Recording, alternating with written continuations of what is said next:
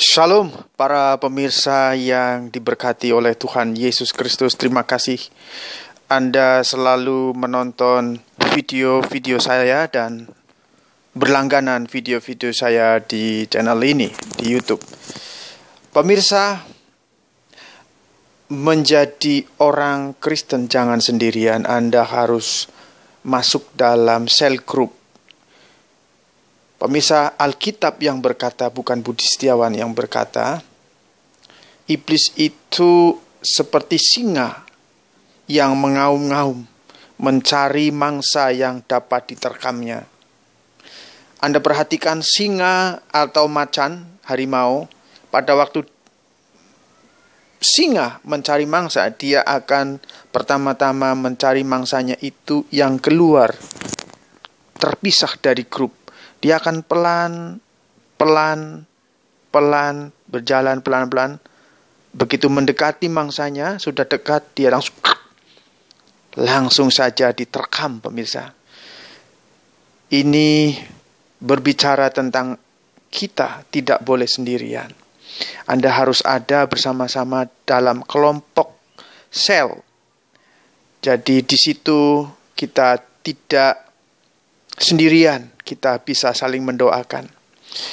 Dan berdoa adalah sesuatu yang sangat penting, pemirsa.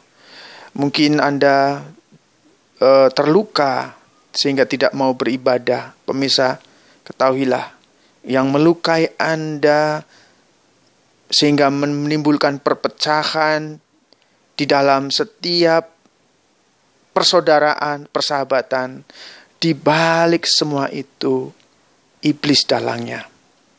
Musuh kita bukan sesama kita, pemirsa. Terlebih saudara-saudari kita yang ada di gereja. Ataupun saudara-saudari kita yang berbeda agamanya. Mereka bukan musuh kita. Pemirsa, berdoa sangat penting. Anda ingat kisah Daniel pada waktu dia diperhadapkan oleh Raja Nebukadnezar. Hendak di Daniel 3 ayat yang keberapa, Daniel dihadapkan kepada Raja dan Daniel berkata seperti ini. Ya Tuanku Raja, tidak perlu kami menjawab. Sekalipun Tuhan yang kami sembah tidak menolong, kami tidak akan menyembah dewamu. Apa maksudnya dari apa yang saya katakan ini? Dijawab, tidak dijawab. Saya dan Anda tetap cinta Tuhan. Itu akan membuat iblis frustasi dan akhirnya undur dari kehidupan Anda. Pemirsa, Anda mungkin tidak suka berdoa. Di balik semua itu, mau berdoa ngantuk. Mau berdoa kayak ada sesuatu yang membuat Anda malas berdoa. Anda malas membaca firman. Pikirannya terkonsentrasi kepada hal yang lain. Itulah taktik dan trik-trik iblis, pemirsa. Roh jahat. Kita akan berdoa untuk supaya kita bisa punya kegairahan berdoa. Sukacita untuk berdoa. Sekali lagi, dijawab atau tidak dijawab, kita harus tetap cinta Tuhan.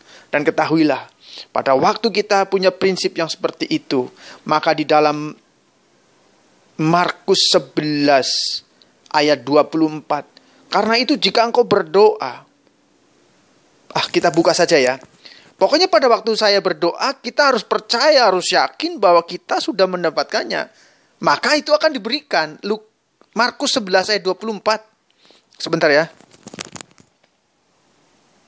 Markus 11 24 ya. Matius, Markus, Lukas. Mohon maaf sebentar. Sebentar sekali. Saya kira di Markus 11. Help me Lord Jesus. Iya, Markus 11 ayat 24. Anda buka di rumah. Buka, tolong. Dimanapun Anda berada, Anda suka ikut doa bersama saya. Sekarang buka. Karena itu aku berkata kepadamu. Apa saja yang kamu minta dan doakan, percayalah bahwa kamu telah menerimanya. Jadi kita harus percaya dulu bahwa kita sudah menerima itu. Maka di sini dikatakan hal itu akan diberikan kepadamu. Jadi kita harus percaya dulu. Kalau Anda mau berdoa, Anda sudah nggak percaya, lebih baik Anda dan saya nggak usah berdoa. Percaya kata-kata saya ini. Dan saya mau sampaikan di sini, pemirsa, Anda boleh tidak percaya, tapi ini saya sarankan Anda percaya, sebab ini untuk membawa keuntungan bagi Anda. It is absolutely for your own good. Ini sebenar-benar mutlak hanya untuk kebaikan Anda. Ikuti di kumpulan doa bersama dengan Budi Setiawan ini. Bukan Budi yang hebat. Saya hanya mengajak Anda untuk tekun berdoa. Anda mungkin butuh saat Anda berdoa tekun dengan Budi Setiawan di playlist kumpulan doa di channel ini. Di YouTube ini. Pemirsa, mungkin perlu waktu 1 bulan. Mungkin 1 tahun, mungkin 2 tahun, mungkin 3 tahun. Anda yang selalu hidup dalam kekurangan, Anda akan diberkati Tuhan untuk menjadi berkat bagi banyak orang. Anda yang sakit terbaring di rumah sakit dan dikatakan oleh dokter, dalam waktu 3 tahun atau bahkan 3 bulan, mungkin Anda sudah tidak berada di muka bumi ini. Itu kata dokter. Tapi kita punya dokter di atas segala dokter. Anda yang nonton video ini, Anda sedang terbaring di rumah sakit. Tonton video-video yang diupload ke YouTube. Doa bersama Budi Setiawan di kumpulan doa. Jangan putus asa. Sakit penyakit yang Anda alamin tidak akan membawa kematian. Tetapi hanya untuk membawa kemuliaan Tuhan Yesus Kristus. Supaya dunia tahu. Supaya Anda semakin yakin. Pada waktu Anda berdoa sekali Anda dijawab. Anda akan makin bergairah berdoa. Pemirsa, Anda nonton video-video ini dan ikut berdoa bersama dengan Budi. Mengikuti doa-doa Budi Setiawan. Dan Anda tumpangkan tangan ke atas layar video. Alamin. Anda yang berkekurangan keuangan. Anda yang tidak pernah mengalami yang dinamakan promosi. Naik pangkat. Anda yang merasa terbatas. Tidak ada seorang pun yang tidak terbatas. Saya ada keterbatasan. Anda ada keterbatasan. Tetapi kita menyembah Tuhan yang hidup. Pemirsa. Sekali lagi, kita menyembah Tuhan yang hidup. Yang tidak terbatas. Dia akan memampukan apa yang kita tidak mampu. Apa yang saya tidak mampu. Apa yang Anda tidak mampu, pemirsa. Anda yang susah mendapat jodoh. Saya menikah setelah usia 32 tahun. Sementara seluruh kakak dan adik saya sudah menikah. Adik saya cowok sudah menikah. Kakak-kakak saya semua sudah menikah. Saya belum menikah. Saya tidak tahu waktu itu. Kenapa saya sudah sebagai laki-laki, saya kira enggak jelek. Enggak bodoh, saya cukup ganteng. Maaf pemirsa, saya tidak bercanda. Ternyata saya tahu setelah saya menikah, saya tahu di balik semua itu kuasa-kuasa rojat menghalang-halangi untuk berjodoh. Untuk Anda kesepian. Untuk Anda merasa malu bergaul dengan orang-orang yang sudah menikah karena Anda sudah tua. Pemirsa yang baik, yang budiman, yang diberkati Tuhan. Anda tidak perlu malu, percaya diri. Walaupun Anda masih single saat ini, usia Anda sudah 44 tahun, bahkan 50 tahun. Jangan putus asa, jangan minder. Pemirsa, kalau Anda ditetapkan untuk berjodoh, walaupun Anda sudah 50 tahun, Anda tetap akan menikah. Dan pernikahan itu dari Tuhan. Iblis tidak bisa menghalang-halangi lagi. Ikutin doa-doa di kumpulan doa saya. Pemirsa, terima kasih. Kita juga perlu ingat di dalam Kisah Para Rasul, berapa saya tadi sempat lihat di Kisah Para Rasul 16 ayat yang ke-25, pada waktu Silas dan Paulus di penjara, dijeruji besi. Di dalam penjara, mereka berdoa dan menyanyikan pujian penyembahan. Pemirsa, terjadi gempa dan belenggu-belenggu yang mengikat tangan dan kaki mereka terlepas dan mereka keluar. Kepala penjara gemetar, pemirsa.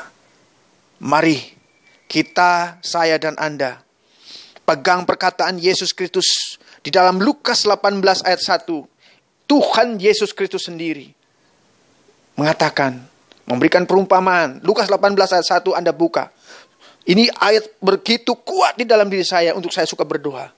Yesus Kristus memberikan suatu perumpamaan supaya kita selalu berdoa dengan tidak jemu-jemu. Pemirsa, Ikutin doa-doa saya di kumpulan doa. Saya berdoa saat ini dalam nama Tuhan Yesus Kristus. Bapa, biarlah kuasa Roh Kudus-Mu bekerja saat ini. Aku tutup bungkus diriku, istriku, dan anak-anakku dengan kuasa darah Yesus. Juga para penonton dengan kuasa darah Yesus Kristus yang kudus. Para penonton yang susah berdoa. Para penonton yang selalu dihalang-halangi berdoa kuasa-kuasa roh jahat. Dalam nama Yesus. Kuasa Roh Kudus bekerja saat ini kepadamu para penonton. Engkau yang susah membaca Alkitab tidak bisa fokus. Dalam nama Yesus akan bisa fokus. Akan suka berdoa. Roh Kudus yang menggerakkan engkau. Kuasa-kuasa roh jahat. Keluar dalam nama Yesus dari segala kehidupanmu di dalam nama Yesus. Engkau yang terbaring di atas ranjang. Baik di rumah sakit atau di rumah di mana saja. Di rumah paman, di rumah tante, di rumah sendiri, di rumah orang tua. Dalam nama Yesus kuasa kesembuhan terjadi oleh bilur-bilur Tuhan Yesus Kristus. Engkau sembuh. Dalam nama Yesus. Sembuh. Keluar kau roh jahat yang menimbulkan sakit penyakit di dalam nama Yesus. Dalam nama Yesus sembuh. Dalam nama Yesus sembuh. Terima kasih Bapa. Terima kasih. Kuasa-kuasa roh jahat yang menghalangi perjodohan sehingga sudah mencapai usia lebih dari 30 tahun. Baik pria atau wanita yang menonton video ini. Bahkan sudah ada yang mendekati 50 tahun. Tetapi kalau Tuhan berkehendak menikah, akan menikah dalam nama Yesus Kristus yang kudus. Dalam nama Yesus. Kuasa-kuasa roh jahat yang menghalang-halangi pernikahan. Keluar dalam nama Yesus dari para penonton. In the mighty name of Jesus Christ. Dalam nama Tuhan Yesus Kristus yang hidup. Yang adalah Tuhan di atas segala Tuhan. Dan Dia adalah juru selamat umat manusia di seluruh muka bumi ini. Di bawah kolong langit ini tidak ada satu manusia pun yang dapat diselamatkan. Hanya melalui Yesus Kristus yang berkata, Akulah jalan dan kebenaran dan hidup. Tidak seorang pun dapat sampai kepada surga, kepada Bapa tanpa melalui aku. Di dalam nama Yesus, diberkatilah hamba-Mu Beristiawan ya Bapa. Di dalam nama Yesus, dan diberkatilah para penonton di dalam nama Tuhan Yesus. Haleluya. Amin. Amin. Amin. Pemirsa, jangan lupa berlangganan video saya. Dan terima kasih Anda sudah menonton video saya. Amin.